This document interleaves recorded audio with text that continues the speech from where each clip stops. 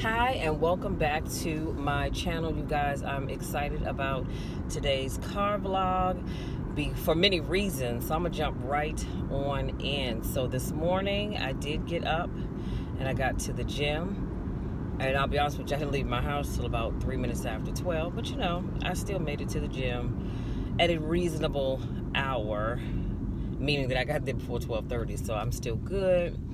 And today is leg day. As you know, Monday is always leg day. And so I went in my squat program. I did 195 for five sets of that. And I ended with an overload set of 200 for 3. And you know what? Now that I think about it, I should have just went on and just did it for 4, because I could have gotten it for 4. But because I had written down 3, that's what I did. Now, I do want to apologize in advance. Got some drainage going on, you guys. And you all can't see all this pollen on the hood of my truck, but it's out there. So I will be going to the car wash later on today to get that off, because I am not feeling the best today. So anyway, I took some medicine. I just have to wait for it to kick in and dry up all of this looseness that I have going on, and then I should be okay. So as you can see, I'm in my truck, so that means I'm headed to my sister's house. Dad has physical therapy at 1 o'clock. And so what I do is, you know, use my lunchtime to take him to physical therapy. And y'all, when I tell you that I've done 50 million things this morning, y'all please believe me, because I feel like I have. That's why I'm just now vlogging, and it is 12:05. And that's why I'm just now vlogging, because I'm just now being able to get out of my daggone house, because I just had so much that I needed to do work-wise before I left the house to come up here. But at least that stuff is done. Now, when I get to my sister's, I'm going to log in and start pulling the numbers for my report for this week. And because what I do is just send it to the printer, and I'll get it tomorrow when I go to my office. And so I can start doing that. And I'm just trying to make sure my tripod doesn't fall down, because when the glass gets warm, for some reason it doesn't stick well. I said I'm gonna look for another tripod that I can use for the car. But anywho, because I think I've seen one that you can actually wrap around the rearview mirror, so I may look for that one. But anywho, back to my story. So yeah, so I got to start pulling the numbers for my report from last week, and then that'll be done, and I'll probably leave out at 1:15, because thank God when my dad goes to physical therapy, it's just right down the street from Trisha's house, so I don't have to go far. And then that'll be that. But y'all, wait a minute, let me backtrack, because the highlight of my workout this morning is that I said last week I was going to push the envelope. And so last week my leg press ended with 870. So this week I was like, you know what, I think I'm gonna go 900, but my math was off as usual, and so I ended up actually doing 920, you guys, for 5 reps, I believe it was. Was it heavy? Just a little bit, y'all. It was heavy, just a little bit. I'm not even gonna lie.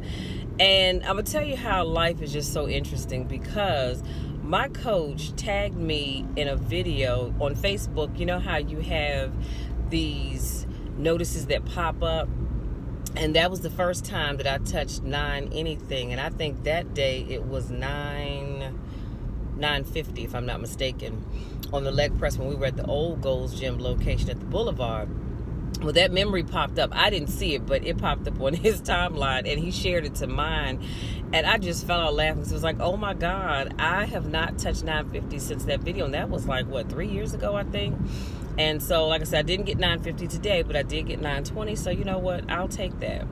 I will take it, because I'm always one to push the envelope when I'm working out. And not only that, the stronger I get my legs, y'all, the better my squat will be, because I am determined that when I go back to compete again this year, I will get that 970. The 970 that I did last year, the form was beautiful. I didn't make, the depth was off. I was off just by a little bit on my depth, because when you, depending on the federation that you're competing in, they require you to, now some federations actually allow you to squat parallel, But USAPL and USPA, they do not. You must break parallels. So I did not. And I don't know if I told you guys, and that's because I went down. It was beautiful.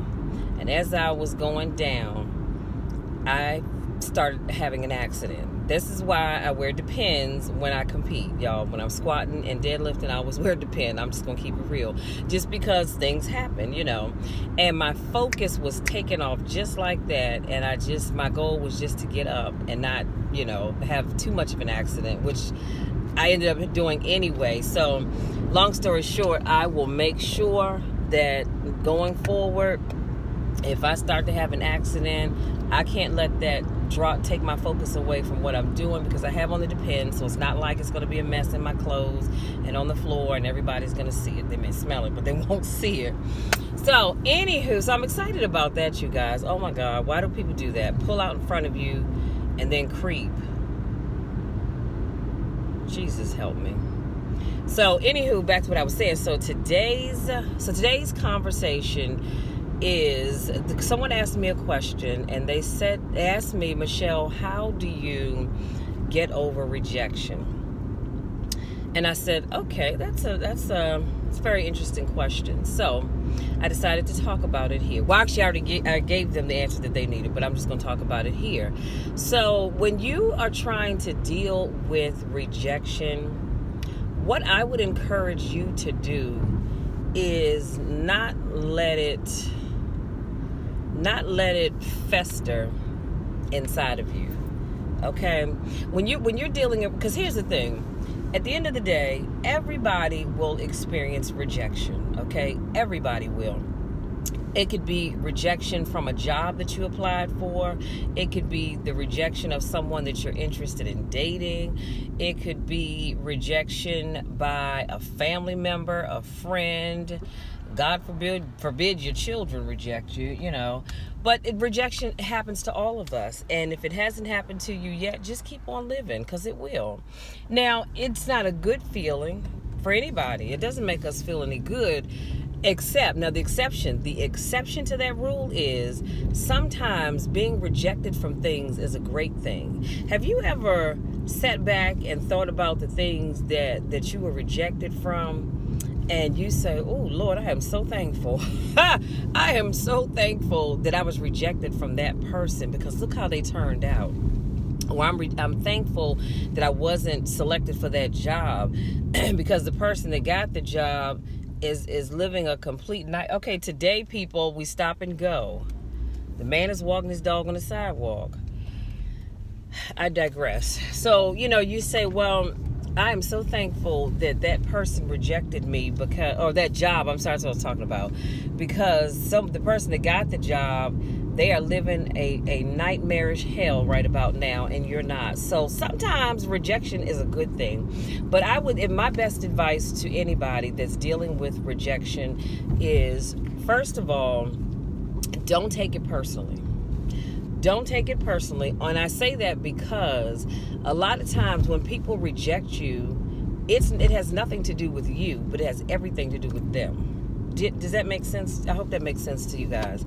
Most of the times, it has nothing to do with you, but it has everything to do with them. So sometimes people reject you because they're just not ready for you. And instead of just saying that, they will reject you, making it seem like you're the issue when really the issue is them. So, like I said, you have to embrace rejection. I'm going to be honest with you. When I wrote my first book, I shopped it around to quite a few publishers, and they all said, you have a great story, but it's just not what we need right now. Now, did that bother me? Of course it did. Because I'm thinking, hey, I'm trying to, get my book out here. But I also found that by being rejected from those publishing companies, it taught me how to go and self-publish. Now, had I gotten with those companies, I never would have learned how to do that, right? And so now I know how to go and self-publish my own books, which, by the way, I need to work on a couple of them for my event that I'm doing next month. But you see how rejection is not always a bad thing? See, sometimes God allows rejection so that, I don't know if you guys can see me. Let me see. A lot of sun coming in. I hope you guys can see me. Sometimes God will allow you to be rejected from things because he knows that that's not the right thing for you. Even though that's what you want, that's not what God wants for you. And so he will allow that rejection to take place because he said, look, I have something better for you. So again, my sound advice to you is, if you are rejected from something or from someone, count it as a blessing. Count it as a blessing first, okay? Because it might be that you're being saved from something that you have no idea is coming down the pipe. You understand what I'm saying? And then I want you to look at the situation look at the big picture of the situation. Look at it and say, could I have handled things differently? If I had done this or said this, would the outcome be different? And if you did all that you could, and you were still rejected from that thing or that place, then honey, again, goes back to what I said. It has nothing to do with you, but it has everything to do with them. And so I just have learned over the years, you can't, unless you are just really doing some down low dirty stuff, you can't really let rejection beat you down. Now, I know it doesn't feel good. You know it doesn't feel good. It just doesn't feel good, right? So I'm not saying to embrace it, to throw a party, get some cake and balloons and stuff. I'm not saying that, but I'm just saying that when you are rejected from things, sometimes you need to count your blessing. I'm going to share this story with y'all. I'm going to go on in so I can get back to work for the next 30 minutes or so. I dated someone, and honey, I just knew I was going to spend the rest of my life with this fool. And that's a fool with a capital F. And so this person broke up with me the first time for someone that he deemed was better than I was. And I felt rejected. And that didn't work out. Now, I had moved on with my life. I was seeing somebody else, and that didn't work out. So then he wanted to come back. And so I broke off the other thing to give him another chance, which I should not have. But, that was on me. And so I gave him another chance. Everything is going along for a couple of years smoothly. And then somebody else comes in the picture, and I get rejected yet again. And that second time around, that thing it cut me so deep. One of these days I might have to just do a whole video on that, but it just cut me to the core of my being, if that makes sense. I mean, it hurts so bad, because I thought, I've given my all to this man, I've supported this man, and you left me not once but twice for somebody else that you deemed to be better than me, because this is what he said to me now. And so it hurt bad, y'all. And I remember going to a revival that my pastor was preaching at, and I don't even recall what he was preaching about, but I recall the choir singing this song, and it just simply said that you make sure that you are crying your last tear, that after this moment, after this cry, that you're not going to cry anymore over whatever that thing is that you're crying about. And I did think I wasn't even going to go that night, but I'm so glad that I did, because that spoke to me. And I said, okay, I've got leaves flying in here. What in the world? And so, let me roll this up a little bit. And so I said, okay, you know what, Lord, that message was for me. And I said, Michelle, you are not going to cry over this damn fool anymore. It's his loss, not yours. You just move on with your life and enjoy your life. And can I just tell you that God had better for me? I was trying to hold on to what I thought was good, but God said, no, that's not really good, first of all, but I have something better over here, and your best is yet to come. But that's a whole nother video. So anyway, I moved on, and that second relationship, I guess he came to his senses and decided that he really wanted us. And I said, oh no, honey, I'm done. I am done with you. See, because you don't get to keep rejecting me, and then what you moved on to doesn't work out, so now you want me back. You want us all of a sudden. You should have wanted us when you did what you did. So I just wanted to share that story to show you how you can overcome rejection. You really can't overcome rejection, because you can sit back and say, okay, well, what part did I play in this relationship? Did I accept things that I shouldn't have accepted? Well, number one, taking him back, that was a huge mistake, and that's a whole nother video as well. But look at the part that you play, because I always believe that anytime something happens, there's two sides to every first of all, there's two sides to every story. So there's a part that you play, it's the part that they play. So you look at the part that you played in that. And I looked at the part that I played. I saw where I went wrong and things I accepted that I should not have. And I just decided, you know what? I'm glad that I was rejected, because now I can work on me. Now I can fix things in me that I needed to fix, so that going forward, I'm not falling for that same foolishness. And so now I'm at a place in my life, I'm not dealing with foolishness. If you're not ready to deal with me at 100%, don't step to me at all, because I don't have time for it. And I can't fix people. I can't fix grown folks. They have to come to you already fixed. You see what I'm saying? So, to wrap it all up, you can overcome rejection, but you have got to decide that you are going to do that. Don't sit and I'm not saying don't have your moment. You can have your moment. You can cry, you can fall out, you can get a rug burn because you're rolling in the floor crying. All of that is fine.